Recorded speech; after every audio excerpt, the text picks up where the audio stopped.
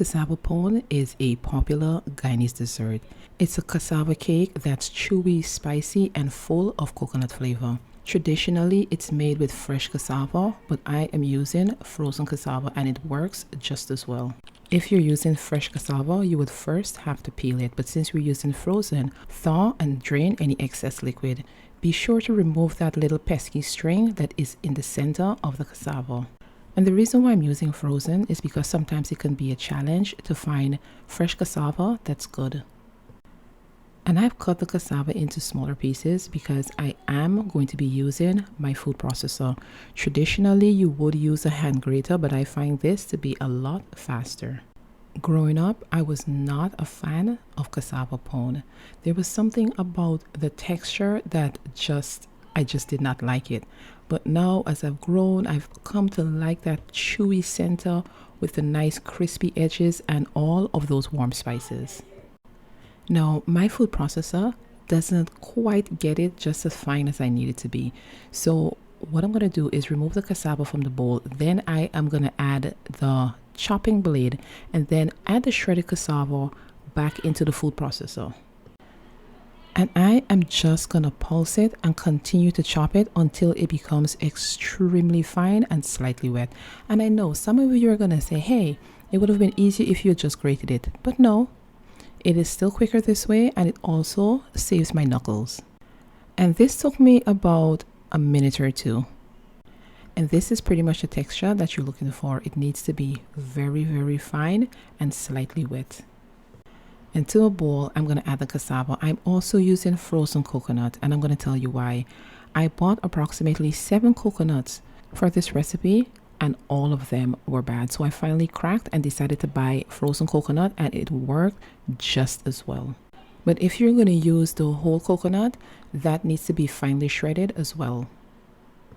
And as always, the link to this recipe will be in the description box below the video. It's going to lead you over to my blog, giancancook.com, which will give you the full recipe with measurements. Now, once I've mixed the cassava and coconut together, making sure to break up any lumps, I am going to add demerara brown sugar.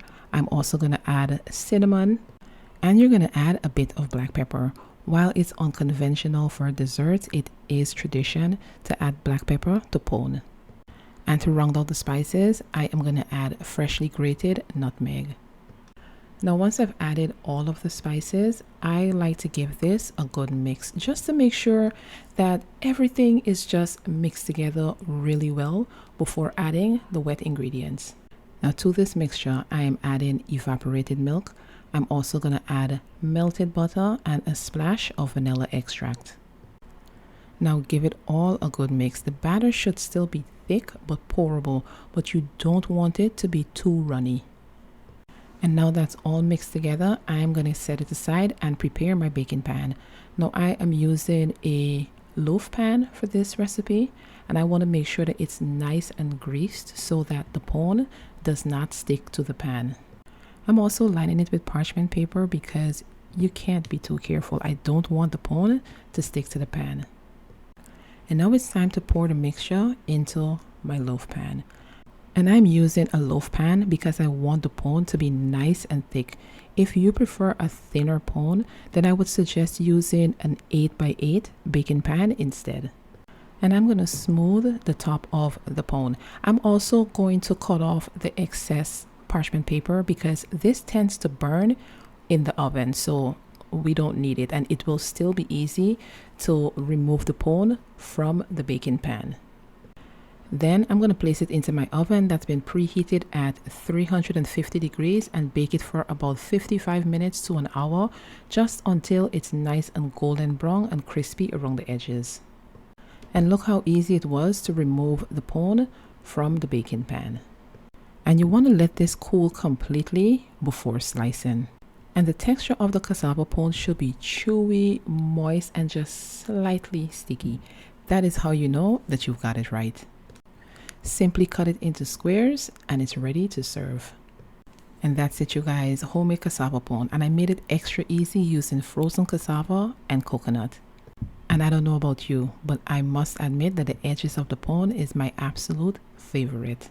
Thank you for watching. If you've enjoyed this video, don't forget to like, subscribe, and comment, and I'll see you guys in the next one.